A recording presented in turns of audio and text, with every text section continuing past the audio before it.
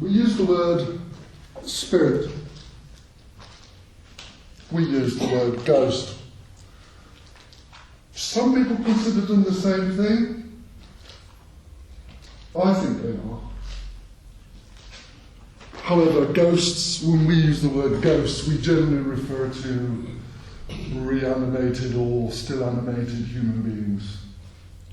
When we refer to spirit, we refer to everything from angels to animalistic type spirits, to spirits of nature, to Holy Spirit, to all sorts of things, including and touching on psychic phenomena being possibly born in the realm of spirit. And that's what I'm on tonight. Because to me there is an understanding there, a missing understanding there, where we don't have to be just observers.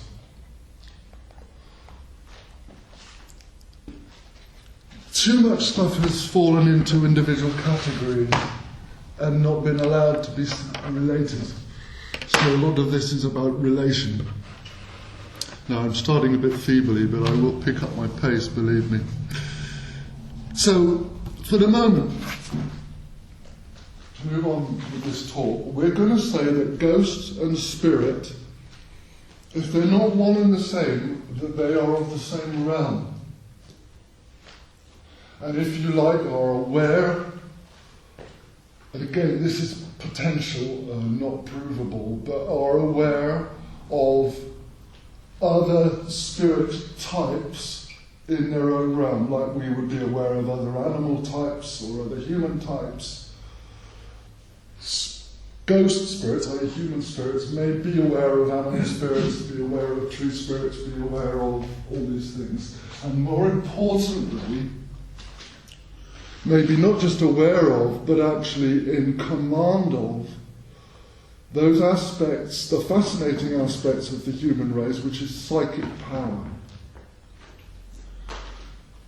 I'm not saying animals don't have psychic power, I know they do, but I'm talking about the kind that will really step out of the maybe and into the absolute. Things flying around rooms, this kind of stuff. And I am proposing that these things begin in the body ghost. Okay? Let's look at this. I've got here gifts of spirit. Gifts of spirit. I specifically chose the word gifts. Our physical bodies, we know our limitations. We observe in certain individuals, and they are rare, extra abilities. We call them psychic abilities, psychic phenomena. We give them many names. But we attribute them to an unknown quantity that being somehow has a bridge to, or is being used by, or whatever the situation is. But we do not, however, it would be difficult to anyway, attempt to manifest where does the power begin, how much is the power, what is the power, do I have control of the power, do we have control of the power. In some instances absolutely, and in others we could, but this is why it's relevant, because a lot of what we potentially could be, we are not even attempting to be or won't attempt to be in this lifetime, unless our minds, well, it begins in the... If you're saying each person has at least two selves, the mind, the thinking self, the aware self, what we call the consciousness. Then there's the ghost of you, which again in the last talk we talked about certain adepts, Her Holiness Sri Mataji Namala Devi, who is able to release your ghost in this lifetime, have it accompany you, have you form a relationship with it. It is possible, it is highly unpractical, unless you have a shamanic destiny, I don't recommend going there. Even though it's intriguing, you'd be out of the depth. Because believe me, the ghost is a mischievous creature. As well as a fascinating and a powerful creature, has an agenda. This agenda is older than you, and it may go on to the next you, and who knows. But, so there's at least 2 yous. I say there's a third you, there's the you that's keeping you alive, but it's nothing to do with you, it is led to you, we call it Holy Spirit, the spark of life. That will continue irrespective of your ghost's agenda or your body or mind's agenda. And it has a coming and a going, and as long as it's here, you're alive, and when it's gone, guess what? You're not. So there's a third being, but that's not in your control. Or is it? Maybe if we do things right, maybe the Holy Spirit gives us longer. Who knows? Who knows? Maybe just a tiny bit in your control, a little bit more than you think. But let's relate to the 2 selves we can deal with. The one that you're already dealing with, I don't need to discuss with you. You know yourself. Do you want to know your ghost? Not easy to do. Not unless you do something like one of these adepts help you with it and bring it out. Again, it can be done, but be very specific if you do it and know why you're doing it. More to the point, there is the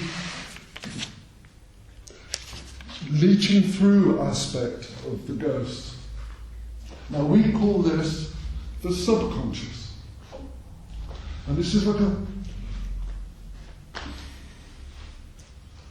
this is neither the ghost self nor the real self. This is a leeching through or on an access to the deposit of knowledge, an access to the greater things that your ghost knows, because I'm suggesting that we are all reincarnated beings and that our ghosts have been here before, and that your ghost that is in you, lied away there, actually has a lot more memory than just from this life. But it also has agendas that it's carried through many lives, okay? And this is very important. So they can come out of pounds. I'm becoming increasingly more convinced that psychic power is a gift, not always asked for, a gift of spirit or ghost to us. It is not ours. We do not have powers. But strangely enough, our ghosts do. A lot more than we have. A lot more. And they reveal themselves, especially in the form of psychic activity. Some examples: telepathy. Absolutely proven, definitely happens. Varying degrees, varying distances, depends on the people, depends on the relationship between the 2 people who are attempting to be telepathic. My body can't get out of here and go somewhere, no it can't. Holy Spirit got its own agenda. What's getting up to this mischief? Well, I think it's the ghost. And I think why that's so works so well is if you do have a situation where your ghost is involving itself during your lifetime. You may be a spiritual kind of person, the ghost will be aware of your psychic tendencies, your lean in that direction, your susceptibility, your openness, your happiness. And so it's able to come out to play a bit. When 2 people know each other particularly well, or have a very fierce bond, ghosts, distance doesn't matter. Ghost can speak in an instant, at the speed of intention, at the speed of thought. Can be wherever it needs to be. It can cross half the universe, doesn't need a vehicle. Especially if it knows where it's going. It's a bit like, as long as it's got the coordinate, right there.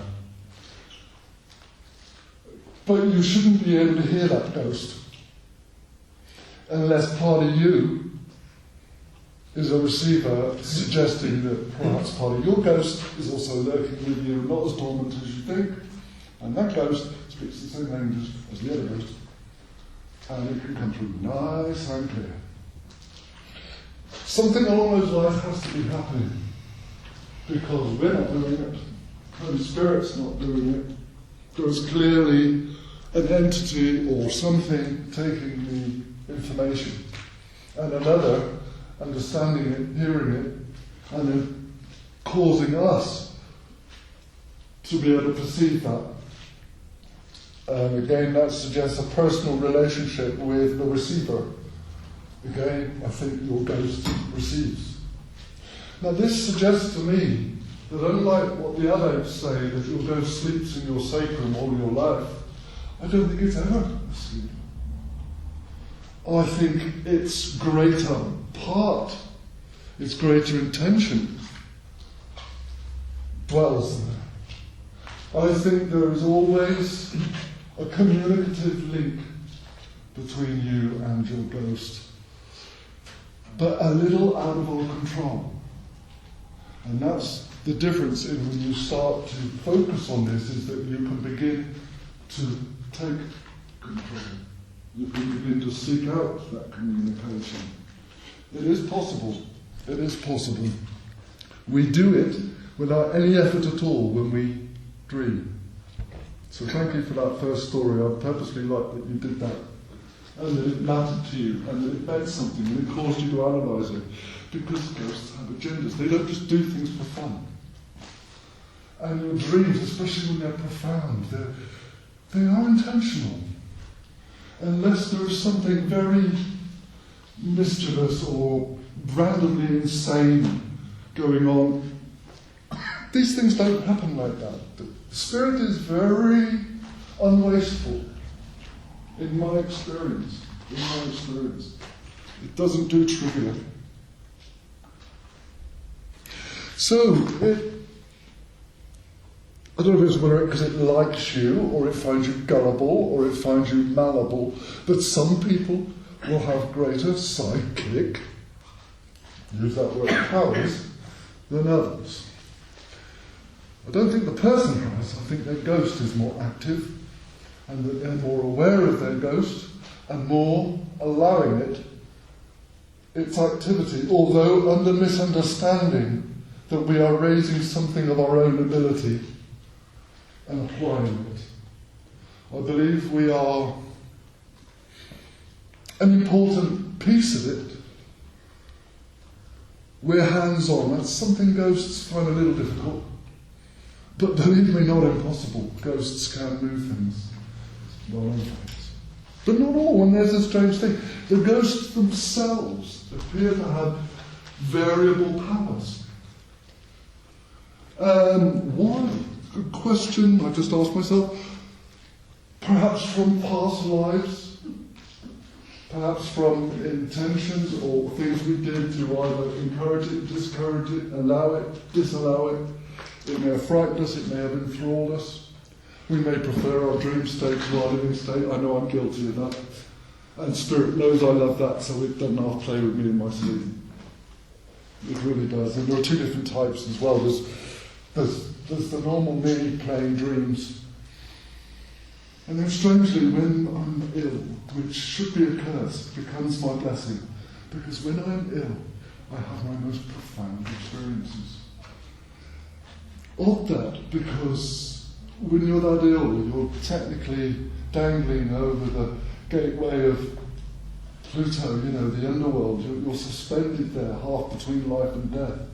And the strange thing about being suspended over the gateway of death, the gates are open, calling you, and as long as you don't fall down there, I think a lot comes back out. And a lot of deep adepts, more in the East, understand this death-trance link and will put themselves specially in it to enhance their abilities in this lifetime. But I don't believe that humans can be enhanced. It is your spirit, stroke ghost, stroke psychic self, that is either being allowed or being encouraged to live out something. Now, excuse me, I can see without my glasses here. Where are we? One thing occurred to me when I was considering telepathy: twins. Fascinating. The bulk of the world's research that's been done on twins was sadly done by the wrong person, as we all know. The very, very awful Dr. Mengele. But he was more fascinated with physical body stuff anyway. So let's forget that very unfortunate gentleman. But twins are fascinating. For several reasons. I will give you a tiny story. I have a friend who has twin daughters. They've grown out of what I'm about to say, which is sad because I understand this happens just about every single time. But what was happening until they grew out of it is apparently very common among twins. And that is that as very little girls, they would not learn our language. They had no intention of it. They already had one. And I've already gone cold. They could communicate with each other as soon as they could make noises. And they both understood the exact same language perfectly. It was as if they were talking in tongues. And they dwelled with this language until they were a few years old. And were starting to really worry the parents that they were abnormal or were going to be somehow. But unfortunately, lives, because of being a little bit different. But I thought it was wonderful. They not only looked identical, this little language, and then they would go and do the thing they just Googled to each other. And they both knew what they were going to go and do. And this language was absolute. Nobody taught it them. They both had the same one, and they both knew exactly what it meant. So much so that they didn't want to learn English. Than that. Got a much better language than that. And it was only the persecution of that by other people panicking and wanting them to come out of that that stopped them doing it, made them learn English, and now those girls can't remember one word of their old language. Not one word. And in fact, the father, if he knew I was telling the story, would be very cross with me because he thought it was a shameful thing that his daughters were like this. I thought it was wonderful. And he puts it away like a little hand. Now what is going on there? Clearly, for human beings, the conscious self, the mind, the ordinary human being, is not what's involved there. Clearly, Holy Spirit is not playing games. It's not, from my understanding, what Holy Spirit does. So who's doing what here? I think Holy Spirit, twins, bless them, they have spirit too. Ghosts, wrong word, but when twins form in the womb, and the ghost that is to adjoin them, so that when they're born they have their own peculiar self. When that ghost or pair of ghosts realise they're dealing with twins, a very special relationship is forged between the ghost and the being before they're even born. A unique one that others don't have. But what is it? Do we have, as in the two identical people, do we have two identical ghosts, so identical that they even have an already known language and a means to communicate and identical agendas and even wanting to have sometimes you name it. Really formed bond. Is that two identical twin ghosts? Or is something even stranger going on? Is there one ghost shared between the two twins? Quite intriguing thought. And what I only had at the last minute when I was doing those notes, I thought, I'm coming back to this. But yes, twins they break all the rules and prove all the rules. This little language, this separateness, it proves another realm to me. And one so working, so content, so like I say, they were born already with the language. And again, I've never heard what they call people talking in tongues, but I have heard these twins, and I think I heard them. I think that's what I was hearing. I think I was hearing talking in tongues. Now, this is generally associated with very religious experiences, generally with the angelic kingdom. And that's actually in the wrong page of my talk, but I'm going to go there because I've gone there. I think that this realm where spirit stroke ghosts it's the same place as here, but it's, let's just say, other dimensional. I think we know what we mean by that, although it's very hard to perceive another dimension because you're not meant to be able to. That's the whole concept of dimensions.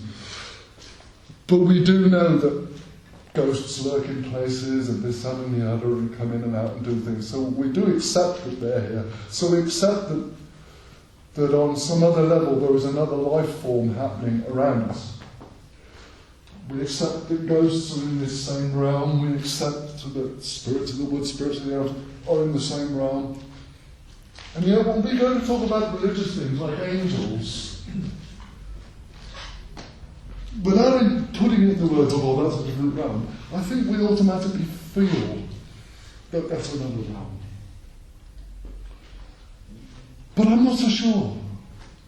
I'm not so sure. I have a funny feeling that the angelic realm and the realm of ghosts are either one and the same realm, or that at least ghosts have a greater access to the angelic realms than we do. Which is why our ghosts are often considered wise. And are they all wise? No, I don't think that all of them are. But how many people think they're wise when they're not? You know, so try telling a ghost it's not wise. Let's see how far you get. But, okay, so telepathy, ghosts, twins, possible ghosts in league, or twin ghosts shared, that's what I've written here. This takes us into, again, I'm leaping from one giant subject to another, but I'm trying to create a thread through. Poltergeists. Okay? Poltergeist. We all know what that word means. That's a mischievous something that disrupts, wrecks the house, does things, gets you in trouble. My last talk, we touched briefly on poltergeist. Is a poltergeist a spirit entity that was never human? Is it some kind of ghosts trying to get your attention? And again, this is why I said this is actually a category all in itself. Because poltergeist has become like the word mushroom. There is no one mushroom. Mushroom describes the whole fungus kingdom. Poltergeist, I don't think there's one answer. Because what we're doing, we're attributing several things that are happening to one behaviour pattern. And I think that there could be many things triggering the result. And it is wrong to automatically say, oh, that's happening. You know, from my early days, and my mother says she'll tell you this, we've always known ghosts in our family. It's just the way the family is. We've always known ghosts. They're not alien to us. And when I was a little boy, very briefly, I say little boy, I was just turning 12, so not so little. We had terrible trashing going on in our house after the children had gone to school and mum and dad had gone to work. Somebody was breaking in the house and going upstairs to the bedrooms where me and my brother were. And Really, really wrecking the place. I mean, pulling out the drawers, tipping everything on the floor, bedding, you know, bits and pieces. And me and my brother kept getting in trouble for this. You know, like, we didn't do it, you know. So eventually my dad believed us and had a word with the police, and they were a bit intrigued. And they sent the chief of police of Liverpool down, in his big black Riley or whatever it was they had in those days. And another officer also, and we didn't know much about it as kids. We weren't informed, you know, we don't want to scare the kids and all that. So we went off to school, Mum and Dad went off to work, no problems, we all come back, you know, kids get home first, Mum's there, police are there waiting, and they go, you won't have any problems today, we've stayed out the house all day, nobody's been near the place. Went in, it was the most wrecked it had ever been. It was really wrecked. And what did the chief of police of Liverpool say to my mum and dad? Sorry, mate, you've got a poltergeist. Didn't they? Chief of police. Even though dogs sorry, playing.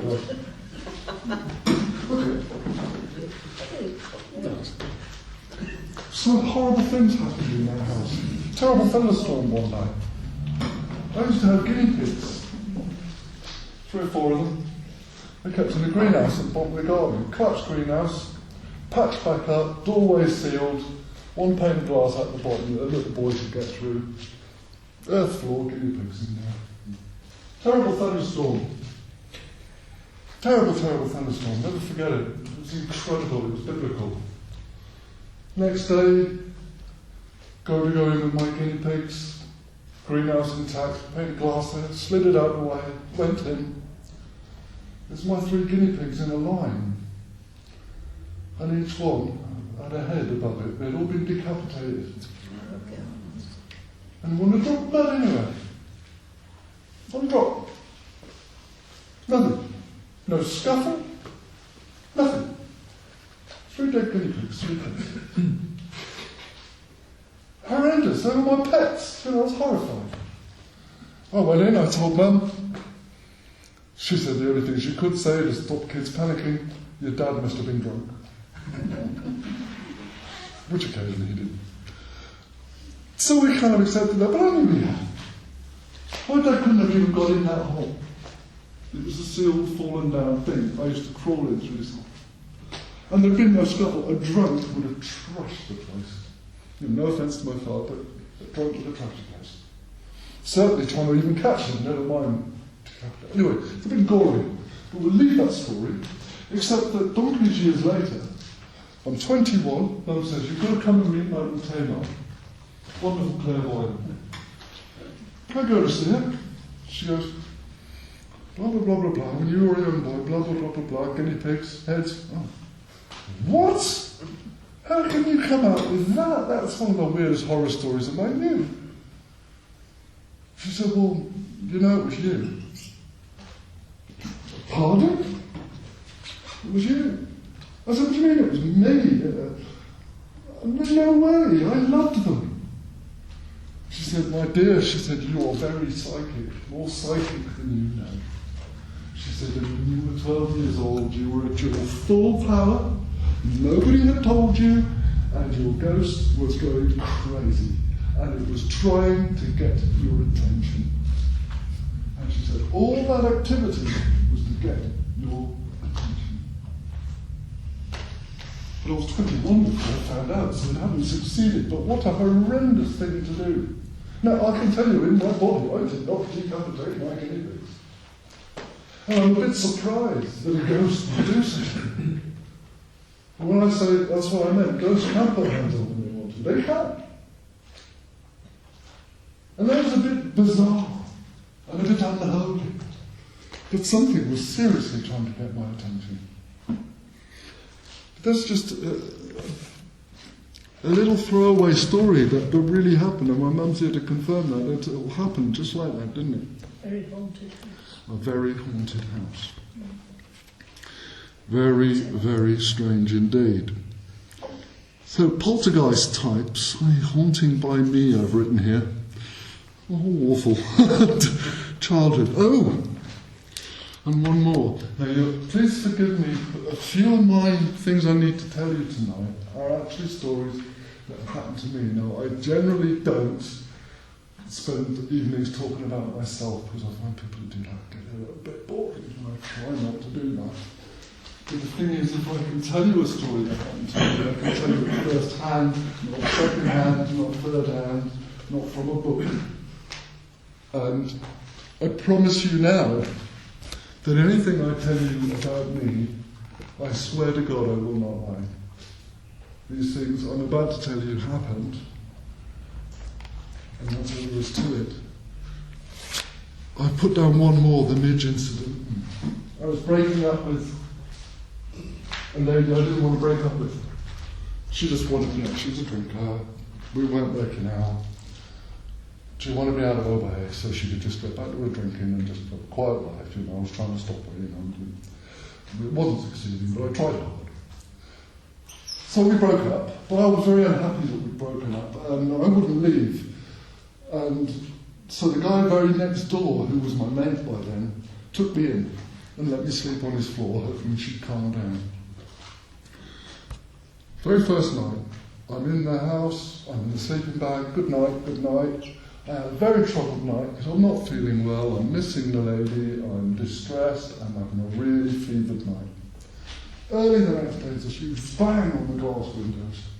Open the doors and there's the lady, concerned, absolutely furious. She came storming into my friend's house, pointed straight at me and said, "How bloody dare you? How dare you come into my friend's house like that?"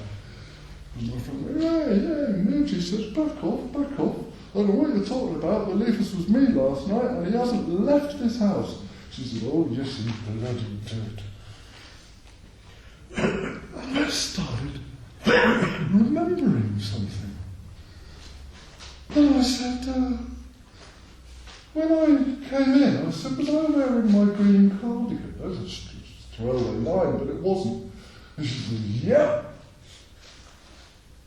I said, "It's still locked in your house next door." I said, "I've been waiting to retrieve it." I said, "You've got that." I said, "I was wearing it, wasn't I?" She said, "Yep." I said, "Tell me what happened." She said, "I was in the kitchen with my friend. It's a very tiny house. It's got one main room and a kitchen upstairs. Main room's got big glass windows, all blacked out, a tiny kitchen. They were in the kitchen doing what the girls do, having a couple of bevies. All of a sudden, the lady that my friend was visiting observed my friend go white as a sheet. She said, "Oh my God, what's wrong?" And she said, "He's here."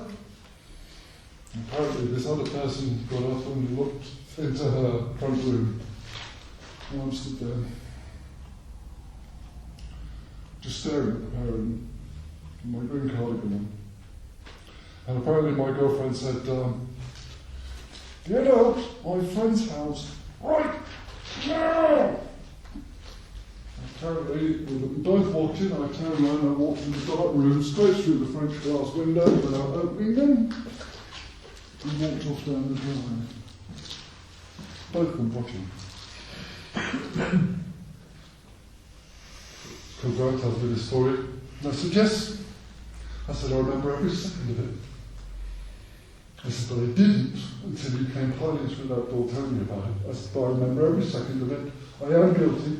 I said, "But tell her again, Jess, I never left this house last night." No, he never left that house last night. Another example of ghosts of the living. When something really stirs you, your ghost can take up the agenda. And the strange thing was, my ghost knew me long term rather than short term. And long term, I live in this favourite green cardigan. So when it went for a walk, it was wearing its favourite green cardigan, which was still locked in the house.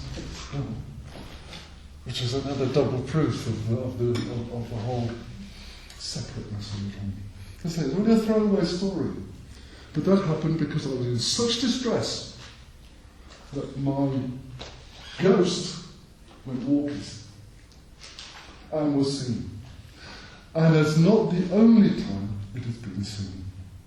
It has got me in trouble before for having a relationship with somebody called Zoe, who I've never ever met. But people have seen us together loads. I've never met her. Loads. I also learned of a lady, not in England this time, a lady who lives in South America, in Santa Fe.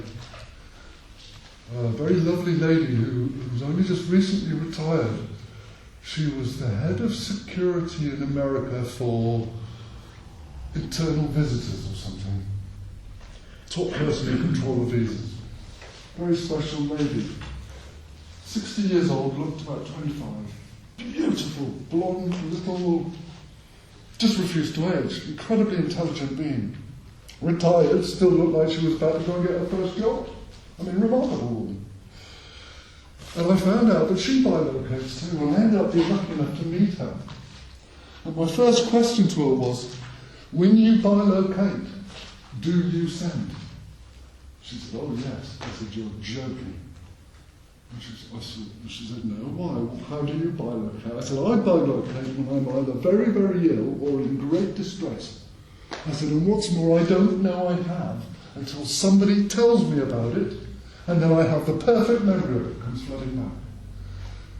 She said, it's the opposite with me. She said, I can't do it when I'm ill. She said, but when I'm really well, I can go anywhere in the world. And she can send herself. And she will be seen, and she will interact with people, and to the point where she's become famous for it. But apart from myself, she's the only person I've actually met whose ghost has been met while they're still alive. So she's all part of the ghosts of the living and the past one. But I say, forgive me for including my own stories, but to me this is how I know they're real. I'm not just sharing something second-hand from a book. Okay? They really happened. All these people are still around, they can be spoken to, it's all real. Okay. Again, as fascinating as it is to me anyway, as that is, I've got to jump ahead because I want us to make some thread of all this. I've got ghost stroke spirit interaction. Oh, now this is interesting. I'm sure that probably everybody here will have incurred this as children in one form or another and forgotten all about it. Example. Again, I was 11, that same powerful age. My first senior school. I got there was, I'm not sure how many there were, 4, maybe 5 children, were surrounding another child that was laying on the floor. And they went, you're ill. You're getting iller. You're getting very ill. You're getting dangerously ill.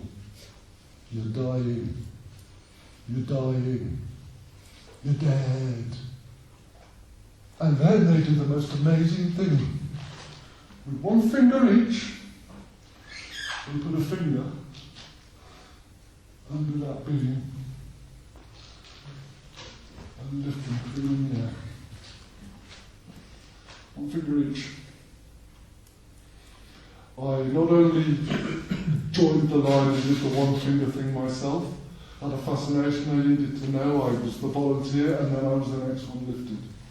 And children, with no effort and one finger each, had levitated that being. No effort.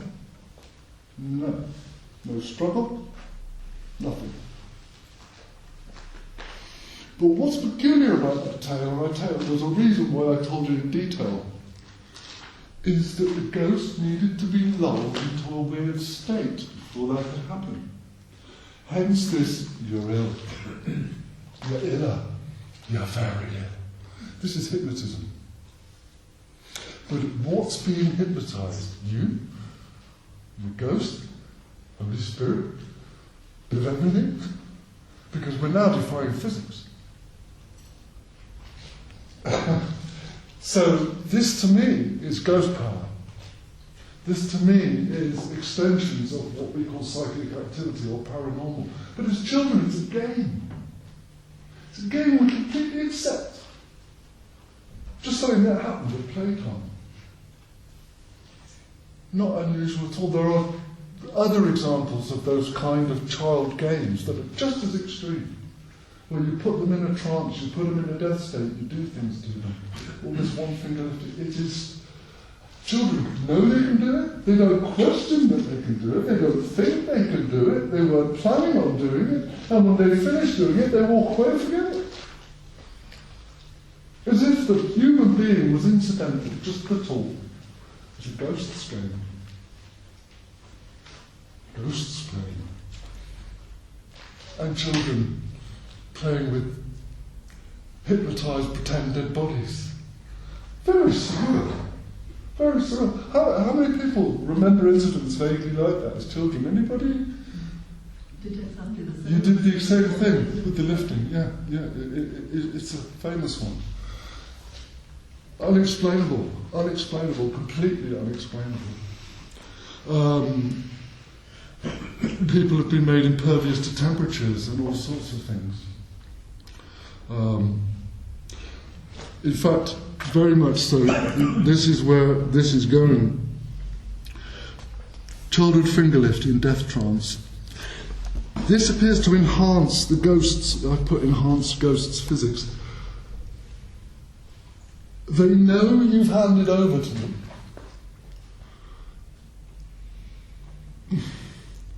Not only that, you're calling on them to use peculiar powers.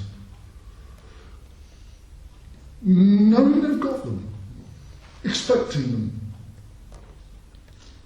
The same powers later in life we try to acquire for ourselves.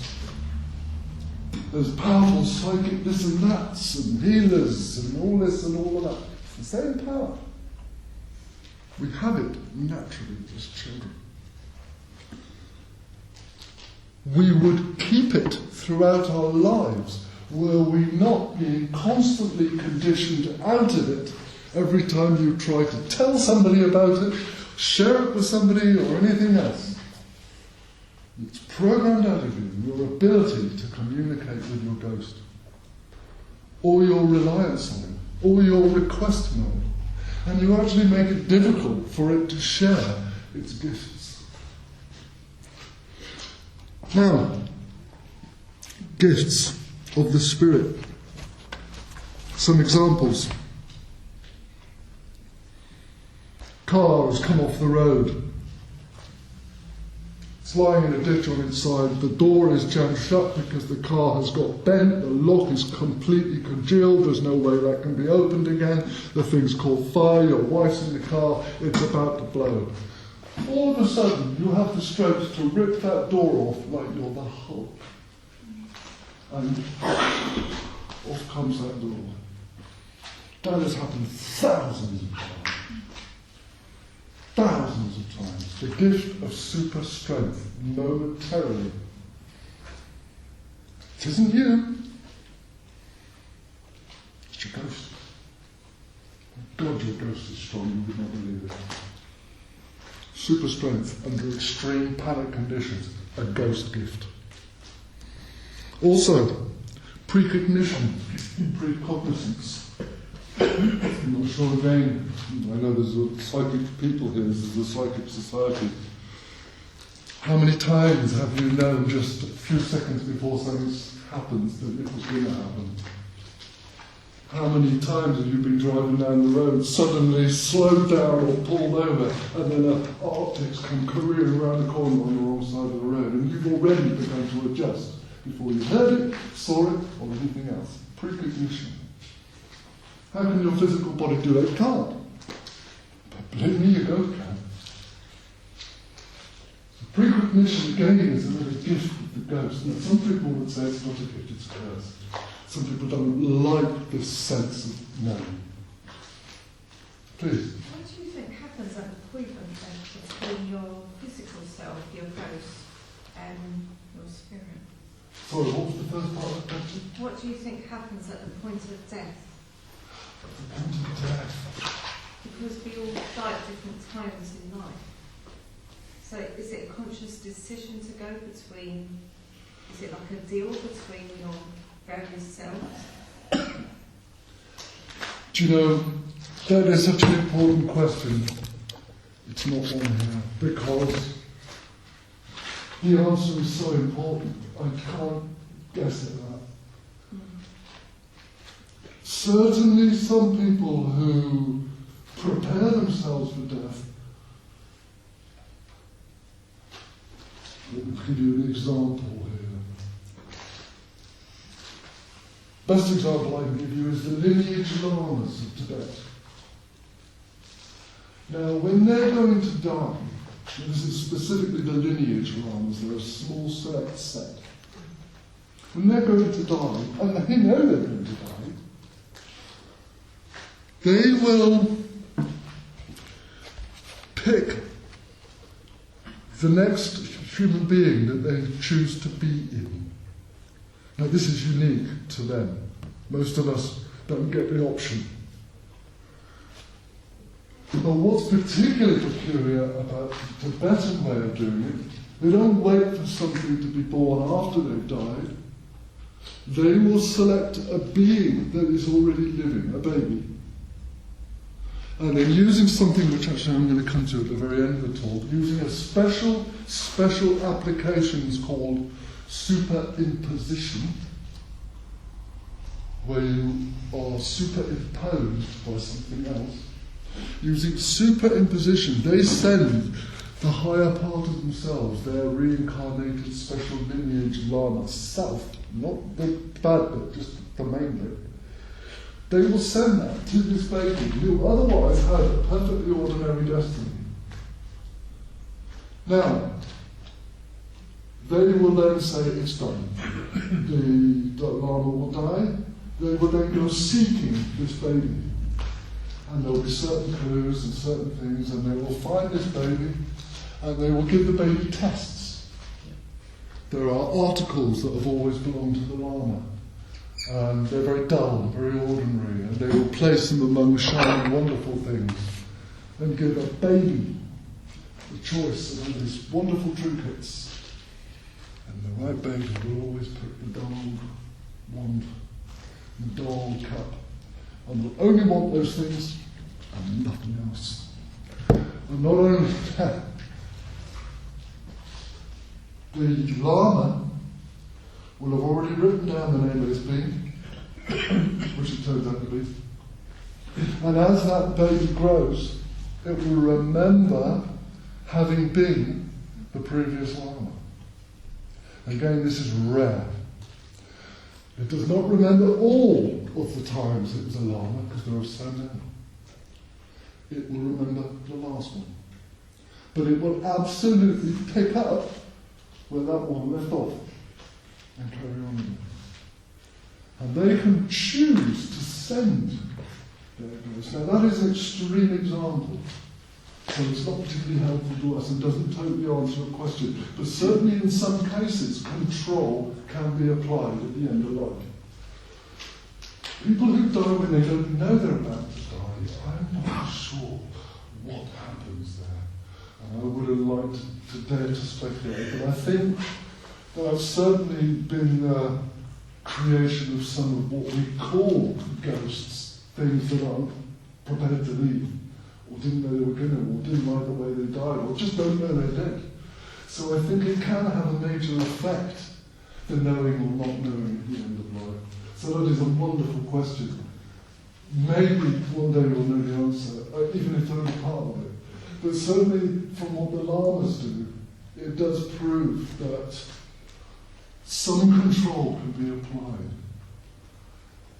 And again, they're rare because they remember their past lives. But each of you, I'm pretty sure, have had past lives. And under certain circumstances, you will get flashes of it. You will. Sometimes they're whole blocks, whole pieces, whole memories. And especially, we get this wonderful word, déjà vu.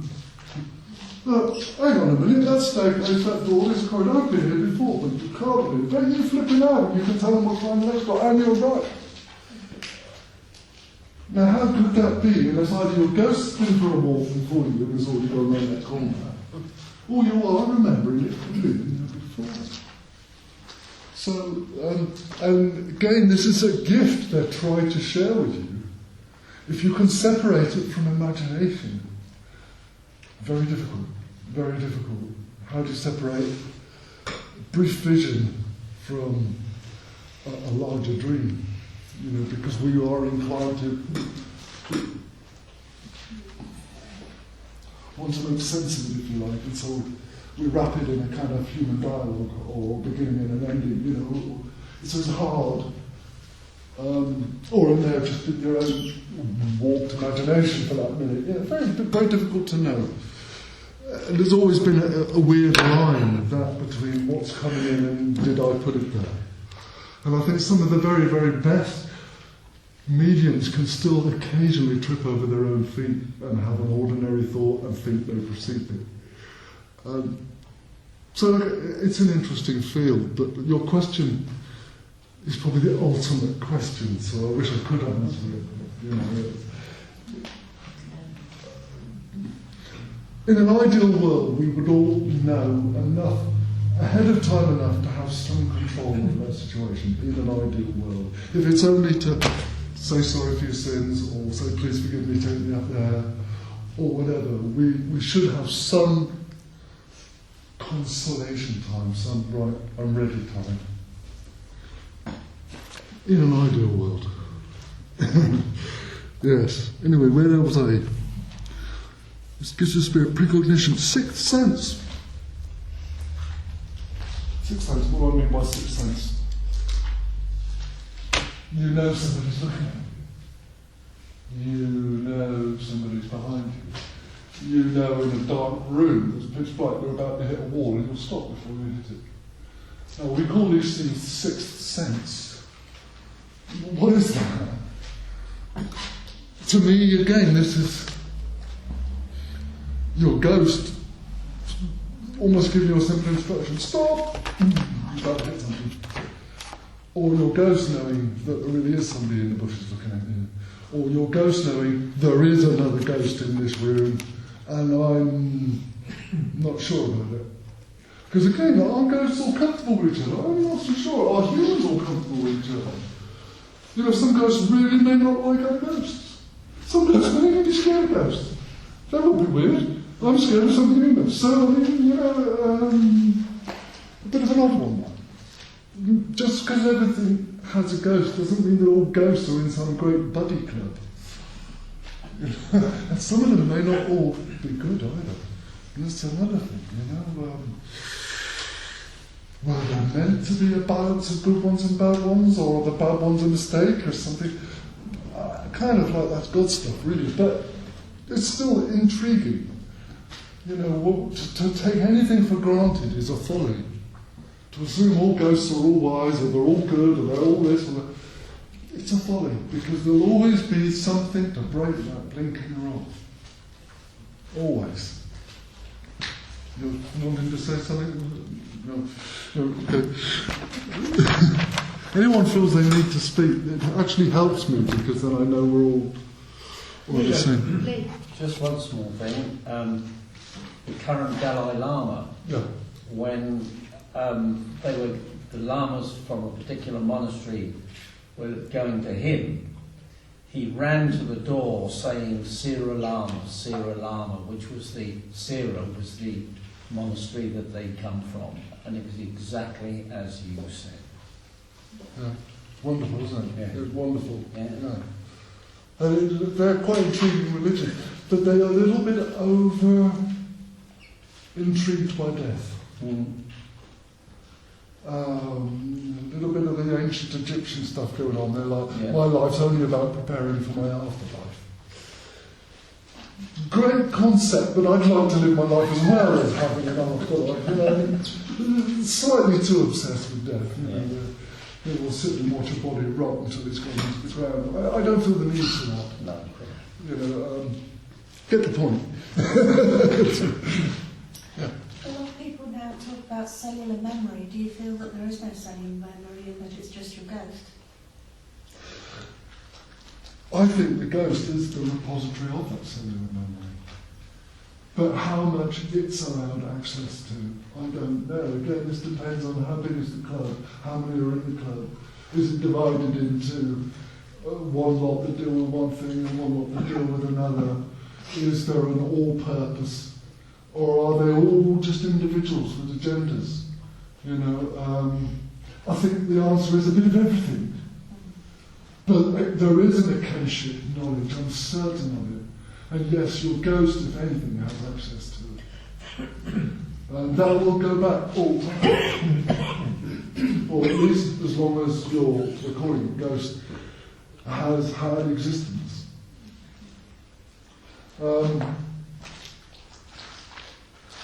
Yes, that getting to the knowledge, they say all knowledge is within. I slightly dispute that. All knowledge of what my ghost has got up to during its lifetimes is within. But it can't have done everything, and it can't have been everywhere. So all knowledge, i.e. all knowledge, available to one being, probably not. But that's not to say that you can't dip something that's not from your own past, or not from your specific destiny. You know, I think we can be made aware of, and even learn a bit of, and maybe get to know some of the things that practically aren't necessarily our own path or destiny. Again, this will be up to the spirit world. Does it want to get involved? No magic that has ever been wielded, no miracle that ever worked without spirit's involvement. Because magic is spirit's activity. All magic is done by the ghost, if you like. You're the wand, but you're not the energy in it. You know, and if something decides it will work through your ritual, it is the spirit realm that made it work. It is the spirit realm that has access to those powers. It's a good point, because it takes me to my next bit, which is, in fact, is not in order, but I will point out that healing powers are from there. The ability to, some people can actually heal, some, more of them, can remove pain. I can certainly remove pain. I'm very, very good at that. I don't claim to be a healer. That's another level. And some people it is their destiny, and I do believe that their ghosts have that great power. But it is their ghost that has the power, not the man or the woman. They are the vehicle.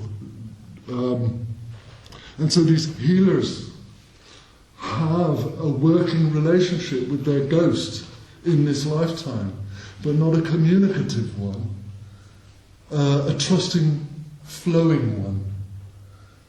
You know, but if you are the kind of person who has a flowing relationship with your ghost, you're in an ideal position to begin to have a communication with your ghost, because it's obviously clearly not asleep in your sacred, it's active. So your ability to talk to your own subconscious or ghost is greater if you know that you have these precognitions or hands-on healing or whatever your particular power may be, you know, and they come in many forms. Again, this is, with each bit of this, it's getting more chewy, so we're getting there. Sixth sense. Now, advanced ghost or spirit gifts. Again, we've just done one of them, which is healing. Forgive me if I've been so brief on each subject, but there's actually so much involved in this. You can only be brief, because they're each a whole topic. I've written here detachable chi. Chi. Again, another giant subject all in itself. Chi. The energy which is both healing and a destroyer. The energy which healers will raise the chi, raise the heat, praying hands, whatever it takes, whatever your form of raising chi is. What are you raising? What is it you're raising? or say you're raising, what is being raised? What is being raised is a power that again belongs to the ghost realm, belongs to the spirit realm. And it's up to spirit whether it wants to be a healer and decides I will flow through you and heal that person. But it is a decision, and spirit can decide not to enter in. May not like the person, may not want to play today. Whatever. It is not to be taken for granted. That's why even the greatest of adepts can say, I can't guarantee a result. Because spirit's fickle. It doesn't like being messed with, but it likes being played with. It doesn't like being messed with. So detachable chi, what do I mean by that? Right, chi, in its more aggressive form, is what is used in kung fu. It is the energy behind the 1-inch punch. It is the energy behind the flat hand. It is the force that allows flesh to break stone. And it is born in spirit, sent through your body. Now, when I put detachable chi, there are two ways in which it's detachable. One is the healing way. Or the hands on or hands above, whatever.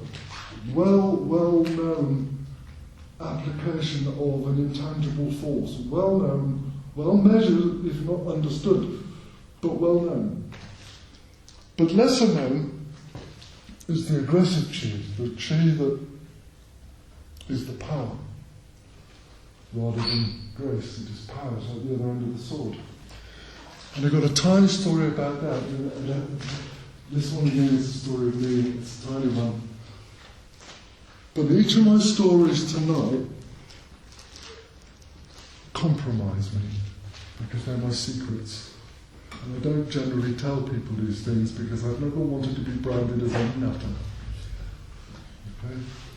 And unfortunately, they make me sound like that. But I can't share these things with you and leave it out. So I'm risking being a nutter tonight. But there are a couple of things I've done which have fascinated me all my life, and I'm just going to share one or two of them with you. One, okay, I'll keep it quick. I was at a discotheque with my common law wife, lady I love very much, a couple of friends around me and a few idiots.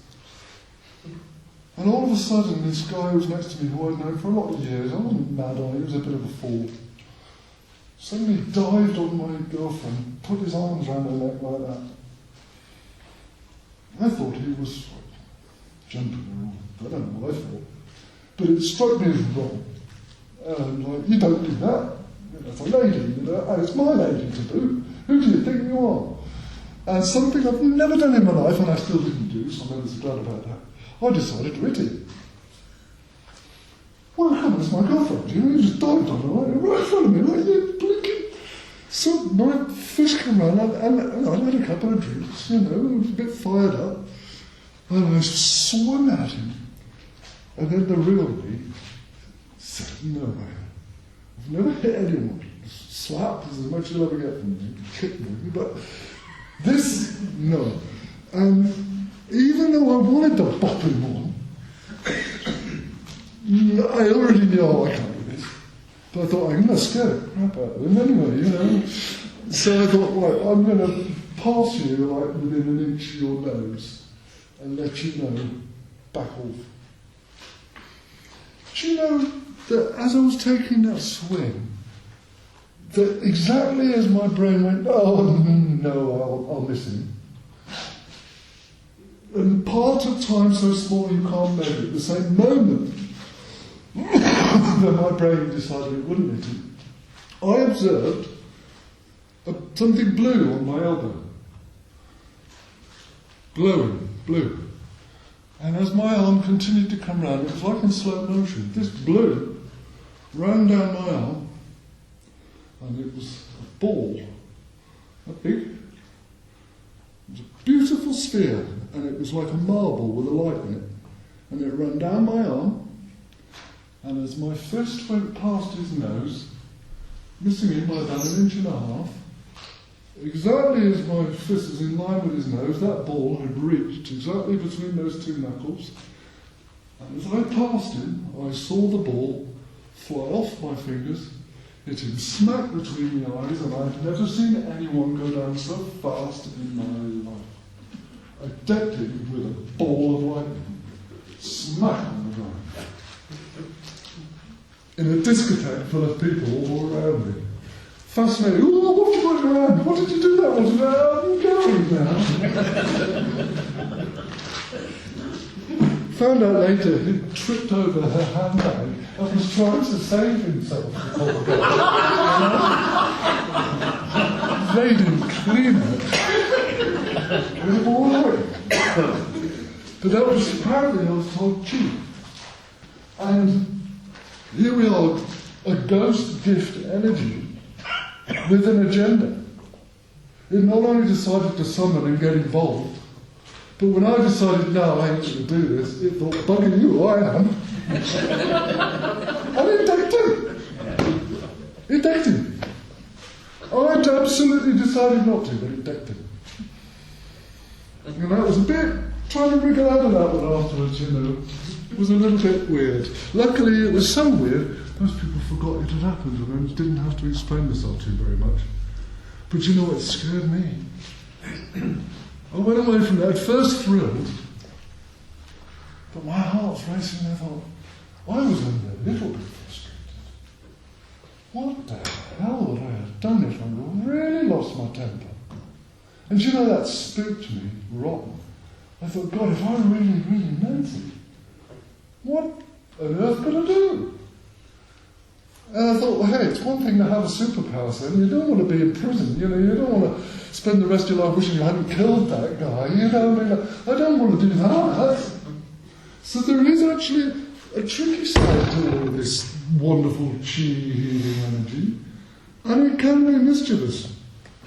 And I've seen it deck somebody that did not deserve it. Just go, hey, this is fun, come on. Let's do it. We did it. So yes, the blue ball, there you go. I don't tell that very often because, yeah, you can throw blue balls, can you? Yeah, but don't ask me to do it again. I don't want to, you know. But it did tell me I have a weird relationship with my ghost. I wasn't thinking of it in those terms then, but it said, hey boy, watch your temper, watch your intentions. There is something else here that might just carry him out, so be careful, you know. A bit like the part of me that went off into that room, you know, confronted them. It's like, hey, I didn't do that. I mean, I can assure you, in normal life, I wouldn't have done that either. My ghost is a bit cheekier and a bit more unpredictable. I wonder if all of our ghosts are as unpredictable. You know, it's a little bit concerning, that one. Blue ball, related to that. Ooh, superpowers I've got here. Ever heard the word bioluminescence? People that glow. Intriguing, I love that one. Again, this is well-recorded phenomenon. It was particularly known, strangely enough, after the Second World War. A lot of airmen, oddly, were coming back from sorties with glowing limbs. Have you heard of this? So they try not to make your mum nodding away there, you've heard. I know. Yeah, generally people who had a scrape with death will end up with, for some reason, a single glowing arm or a glowing leg. And it stays glowing for quite a while, a few days, and just fades away, and absolutely no explanation at all. But more frequently recorded is people who begin to glow as they die and continue glowing for quite a long time after they've died. Again, this strange relationship. And they've tried capturing it, they've tried stripping it off it, they've tried downloading it, they've tried off it, but they can't. It's there as long as it wants to be, in it goes. And bioluminescence, whilst it seems to be related to panic or injury or death, it doesn't have to be, And a much tinier little story, I was in a wood one day with a lady. Often there's a lady around, strange. I was in a wood with a lady, I was young, and it got dark. And I don't know if you've ever been in a wood when it gets dark, it gets total wipeout black. You can't see a thing in front of you, you daren't move. You don't know if you're going to hit a branch in the head or you daren't move. And it just sort of, 1 minute we chat away and it's a bit dark, and then suddenly it's just black, and we hadn't thought about it, we're in the middle of the deep wood. And I wasn't at all alarmed. I don't know why. And she said something like, "Oh God, we're stuck here." And then she turned around and let out this weird stifled scream. Because she turned around and looked at me, and apparently all the flesh that was visible, my hands and my face, were completely glowing. And at first it shocked her, then she didn't want to leave my vicinity at all, because it was the only light. And in the end, and this is most peculiar, by following my own arm, I walked us both out of that wood without a scratch, using my arm as a torch. And I followed my own arm out of the wood. As we came to the edge of the wood, it was dinner, came out of the wood and wasn't glowing anymore. So, this thing that's normally related to panic and death and injury saved us. And it just came from nowhere. I've not been able to do it since either. Certainly no, I've tried. But, yeah, it just, that day, no problem, mate. Just follow your arm. Well, that's so ridiculous, following your own arms from the woods, but I did. And she straight left her arm and just walked out with just following my own arm. Did you see her again after the incident in the wood? Because I tell you what, Lifus, if I'd been there, I would have been there to run it.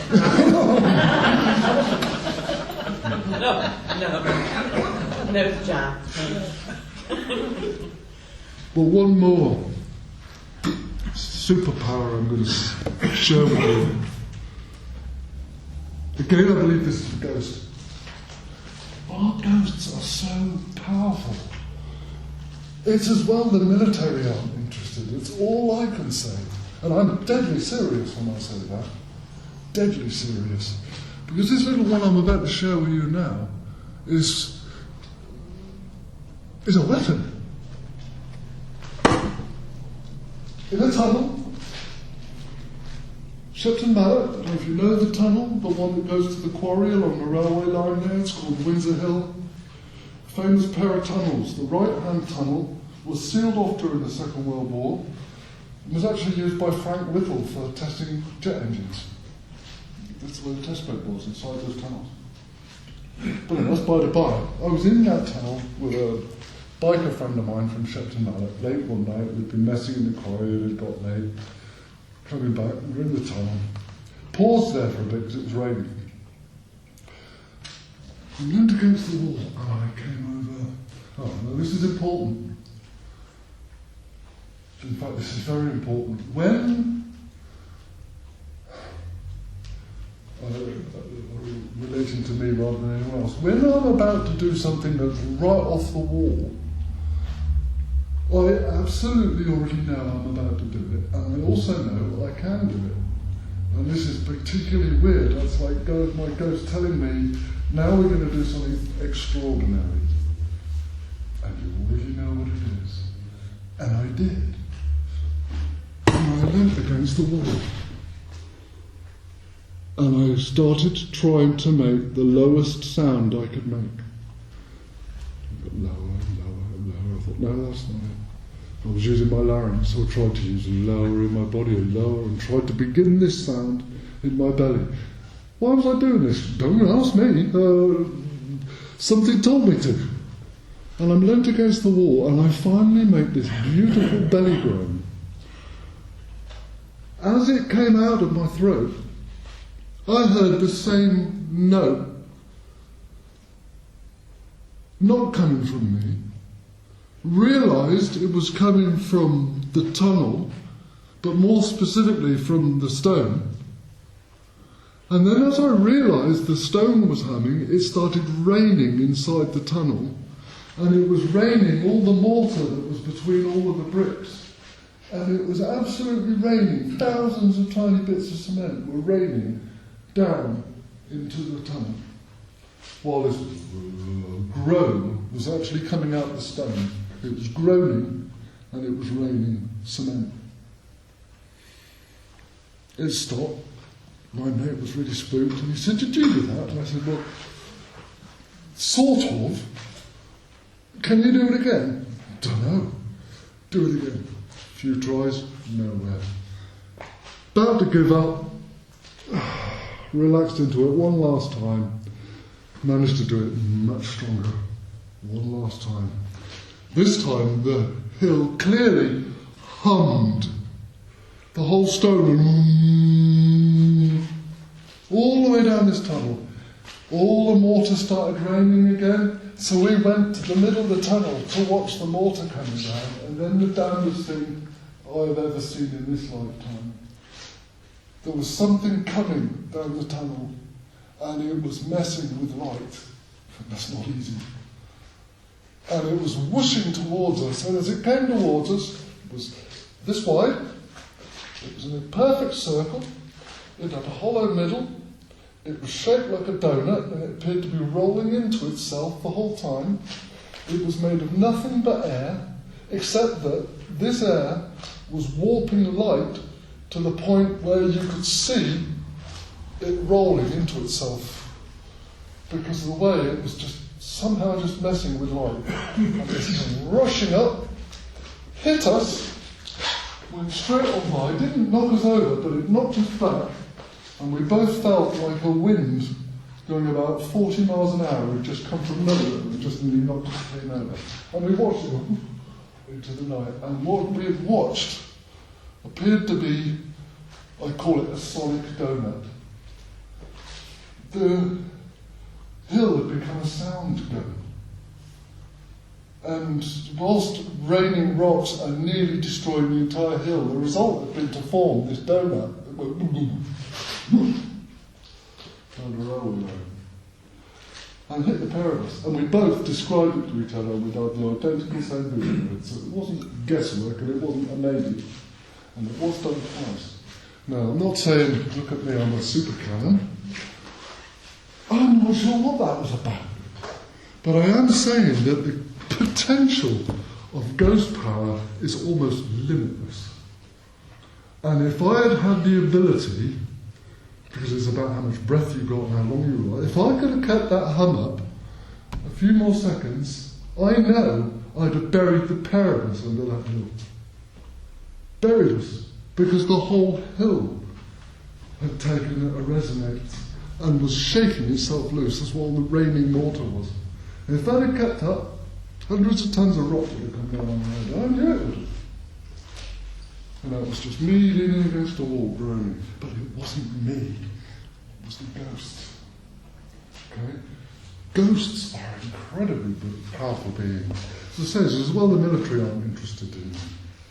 And again, I didn't tell this story for years. You're the first people I've ever shared this with, other than one or two individuals, because it's such a thing to say. And I don't want the crank element, nor do I want to be locked away in a room and investigated. I'm just not interested. But I am telling you this because it's the power of the ghost. It is immense. It's immense. And it's got a knowledge of physics that's well beyond ours. You know, I mean, what was it doing? Why did it do that? You know? Testing the jet engines next door. But they'd successfully got away with that. That's a roaring jet engine, locked in the same dimensions. No problem. I go, ooh, and the whole bloody hill tries to come down. We wasted a lot of money. You could have hired you. You would have That hill in the forest is out of bang now, John. Yeah, that's right. Could you sort of wind it up a little bit now? Solid donuts. How are we doing on time? Yeah, just sort of say, can you just sort of Wind it up. Oh dear, I'm going to have to miss out well, most of the best bits. You know you'll be back again. Well, I hope I'm not being too boring here. No, Hanging in there? No. You're hanging in there. I'm glad about that. Very advanced. Okay, let's go to very advanced. Okay, when there's a relationship able to be forged between yourself and spirit, ghost. A wonderful example, and again, this can be done by anybody who cares to book the experience and do it for themselves. There are a handful of people on this planet who are going around sharing a very wonderful and dangerous experience called firewalking. Has anybody here ever firewalked? Good for you, a fire sister. Was it the Sufi one or the Cherokee one? No, I went and did it with Anthony Robbins. Did you? That's with the wood, the big piles of wood and everything. The proper Cherokee was the one I did. Hot enough to roast a chicken. Oh, hotter than that. Hotter than that. Right, okay. Lady, her name is Edwina. She's actually not allowed to perform this, so when she comes to England doing it, it's always a secret. It's very difficult to get booked in because she's, for health and safety, not allowed to perform the ritual. So you have to find out about it, you have to kind of get invited as a guest, and then it's done on private property with your own, take responsibility for yourself. But even then it's technically illegal because it is so dangerous. But for those of you who don't know, you'll have a very, very big pile of wood. You have a pre-prepared pit. You have a set of people who are ready to do it. The people pick up the wood one piece at a time. Each piece of wood, you tell it what you're going to be doing.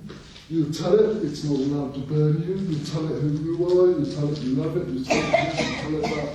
You take that piece of wood, you add it to the pile. Eventually, a pile is created of pieces of wood, one at a time, which have been told not to hurt you. One at a time have been programmed. The fire is then lit. You go away for a while, the fire has to burn itself right down to an ember. When it is ready, and they know when it is ready, you will have a pit, which in this case is 7 steps long, which, unlike the Sufi firewalk, which is coke, as you know, it's like coke, and you get a little bit of orange and you sort of walk a little bit like that, just keep going and you'll be alright. The Cherokee one, the reason it's banned is it's so dangerous, they use wood. And when you have a wood pile burn, you get a depth of embers. And these embers, when it is raked and prepared, they're not orange hot, they are yellow hot. They're very, very hot. And I am assured by the gentleman who prepared it, called Kevin Redpath, that the actual temperature at the perfect moment is 1200 degrees Fahrenheit.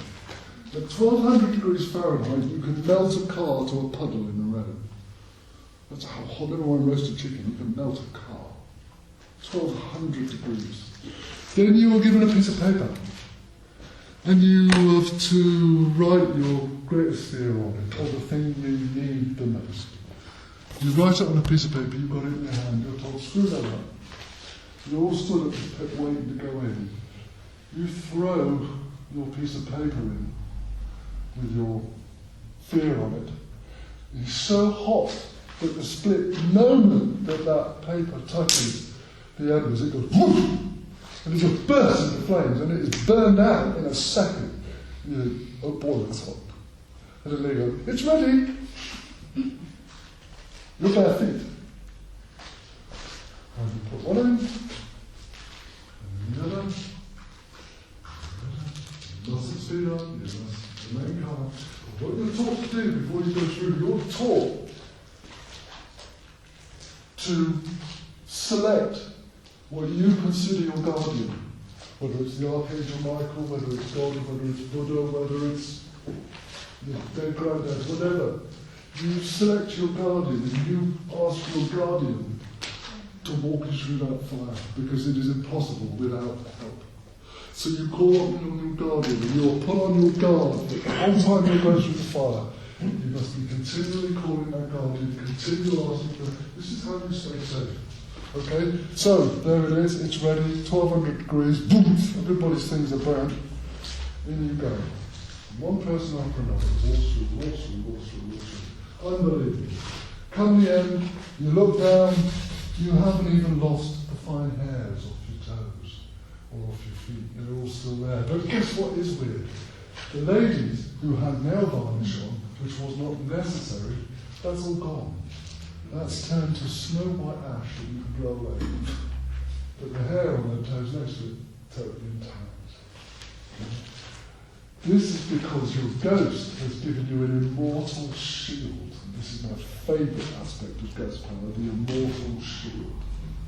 And wearing this immortal shield, you put your flesh in 1200 degrees and come out the other side. Absolutely fine. And I have seen at the same fire walk, there is another lady who's become so one with her ghost, she puts her bare arms in and she collects an armful of these at the same time, laid up her arms and she walks through. There was another lady, I didn't meet her but I heard about her, she's so relaxed in it, she rolls through. Another lady turned up. I've had the Joker one, saying, look what you're doing there. Another lady turned up, she had a perspex walking stick, very sort of American, very quiche. And she said to Edwina, oh dear, she said, I can't walk without this stick, but it's perspex. It'll melt. What will I do? She said, if you need it, take it with you in the fire. So she went through with her perspex walking stick, the same was true. Anything that wasn't needed was burned. She come out there, her perspex walking stick had been made as immortal as she was. Didn't have a mark on it. It had gone through 1200 degrees impervious because she needed it. Because she needed it. Nail varnish, trivia like that, dust. Dust. Now there's magic. Absolutely wonderful magic. And that is your ghost giving itself large.